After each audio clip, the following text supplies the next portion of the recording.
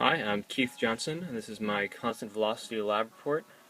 I'm in section MO8. In this lab, we're making the assumption that F net is equal to 0, which allows us to have constant velocity, otherwise we would be accelerating.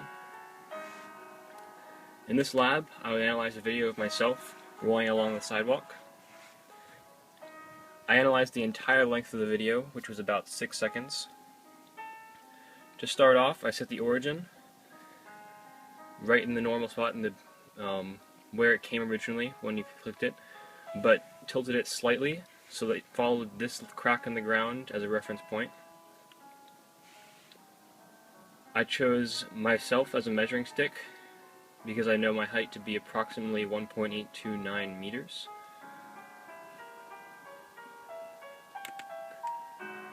And then ran it, plotting my data continuously throughout the video.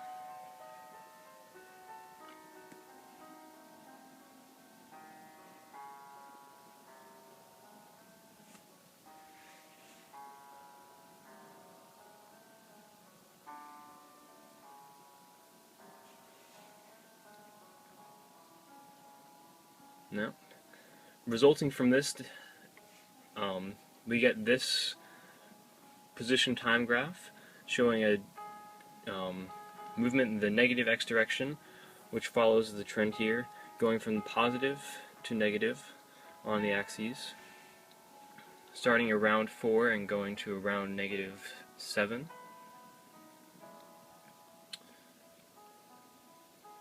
With this, we were able to calculate the average velocity using the formula final position minus initial position equals divided by final time minus initial time equals the average velocity.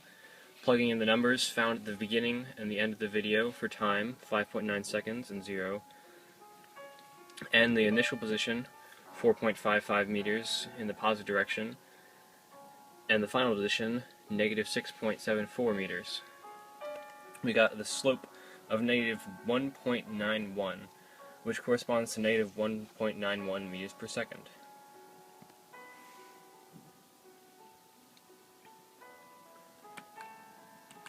With this, we can go to our computer model and plug in the value here, 1.91, and the initial position, 4.55. And when we run this, we see the same motion. The ball goes from positive here to negative, and the slope of the line starting off positive. So the slope of the line is continuously negative, but the ball goes from positive to negative following this trend. When you compare this to our actual data, it follows it fairly closely. However, there is some variation. Most of that is probably brought on by the fact that in this video, my motion goes somewhat circular as opposed to directly straight, so there is some variation. And as you watch, the film actually slightly raises and lowers continuously throughout the frame, and the shifts also do somewhat back and forth, allowing for some variation.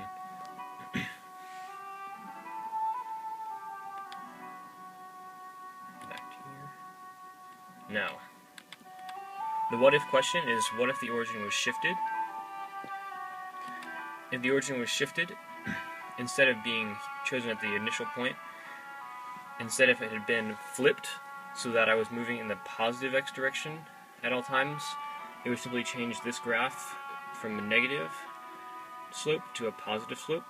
It would have the same direction but simply different. For instance, if we take this here, just flip it over,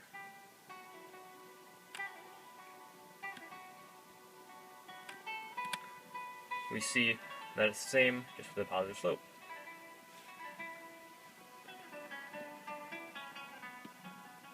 Now, the what does it mean question was, can you know how many pushes and pulls are acting on an object?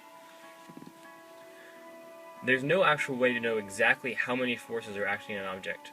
However, we do know that there's no net force acting on the object. If there were a net force, it would experience a different kind of motion, which we can model using Python. If we change the net force value that before we had as 0, 0, 0 to something else, say 3, 2, 0, and run it,